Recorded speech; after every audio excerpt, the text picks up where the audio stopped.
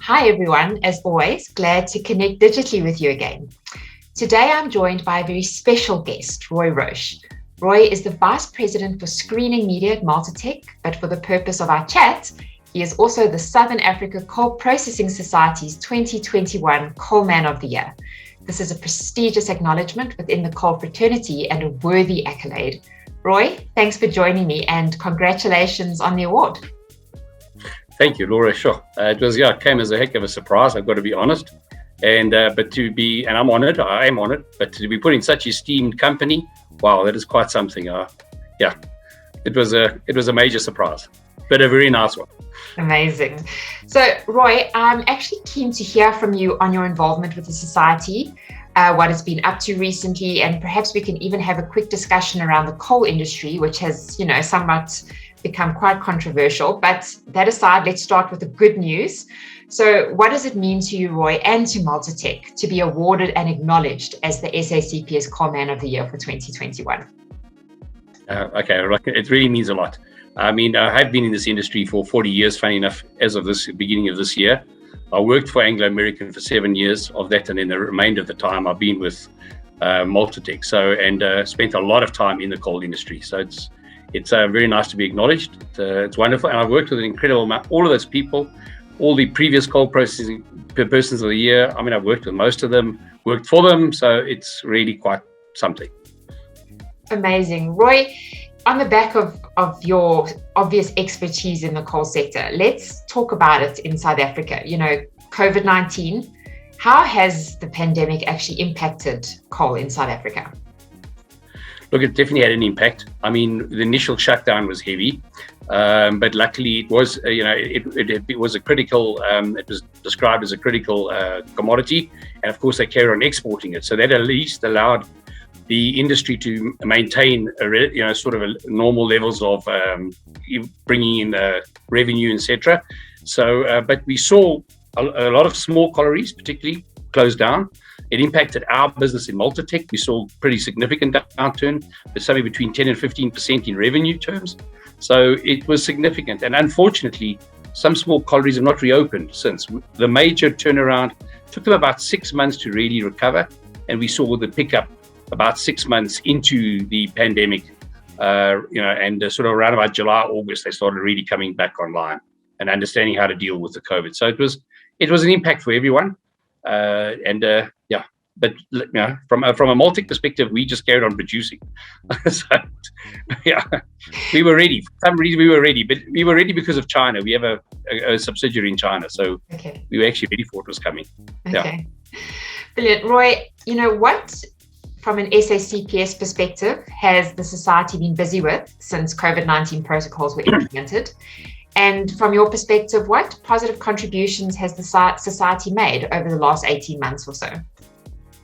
Look, they've continued with their technical meetings. They do this bi-monthly, and they obviously just do it via the internet. I mean, that's worked very well.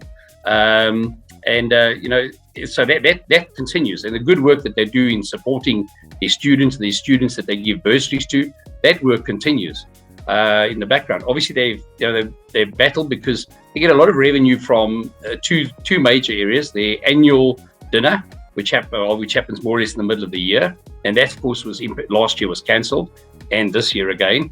So they're really hoping that goes ahead next year because it is a major revenue stream for them. And then biannually, of course, they do the technical conference, which is coming up this year. Now they've formulated a hybridized version, and they've been doing a lot of work on that. And one major thing they've also been doing is, and I mean, it's a real accolade to them and the input of the committee, is they've actually won the 2025 International Coal Processing Congress. So, I mean, that is a major achievement. And this has been done in the COVID downturn. So I take my hat off to the committee, and especially the committee that handled that. Kudos to the committee. Hey, they're very passionate about what they do and about coal. Very passionate. We are. Yes, it's a bit black and it's a bit dirty, but we're passionate about it. So, Roy, you've just said it, coal is dirty. Particularly maybe that perception lies around ESG.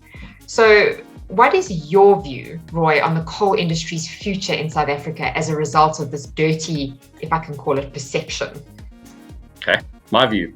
It's very interesting. I find it quite hypocritical that all these first world countries that are expanding and banging away third world countries that are using fossil fuels for a base load on the energy requirements, that they utilize that very happily in the late 1800s, right into the middle 1950s and 60s themselves, in the form of oil, gas, and coal.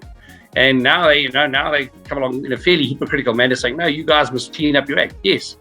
I think it's got to be realized that there's a baseload energy requirement that has to be fulfilled, but use the opportunity smartly.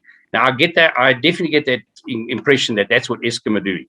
I mean, so yes, we'll burn this coal and we'll do it this way. And look, you can burn coal pretty cleanly. I think there's more work to be done. You can scrub it. You can do a whole lot of things, which has not been done. So yes, so let's try and get that done as well. But then convert to your, more to what we call your green future, and let's do that. And Eskom appear to have a plan. So I'm impressed with that, and I support that. We support it. So yes, but we've got to take care of that base load. Eh? I mean, we all want the power. We want to be able to communicate that we need the power to do it. Absolutely, we can't just abandon coal, particularly in developing countries. So, Roy, you've mentioned that a lot has been done with regards to cleaning up coal, but you say that a lot can still be done. So, particularly from a SACPS point of view, how can the society, or how is the society contributing towards mitigating the negative impacts of coal's dirty, let's not call it perception, but situation? It comes up quite often in our discussions, I can assure you of that. Yes, and we do try. Obviously, the big thing is supporting the investigations and the studies by students into new technologies, into new forms. They do. Just for example, in 2019, they supplied students with R500,000 worth of bursaries to do post-grad and pre-grad work. Now this is all feeds into the entire industry. The support that they do for the Colliery Training Centre as well, in previously called Witbank, Emishleni.